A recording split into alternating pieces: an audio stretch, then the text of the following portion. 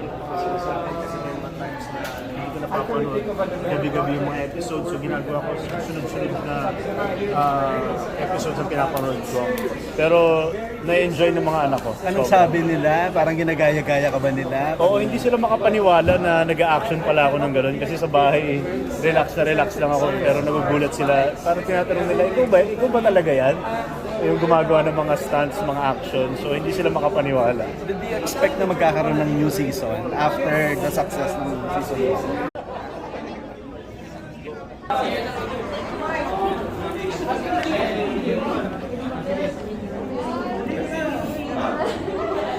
Kuya. Saan tayo?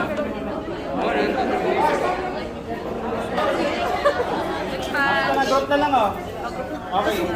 1, 2, Pawit.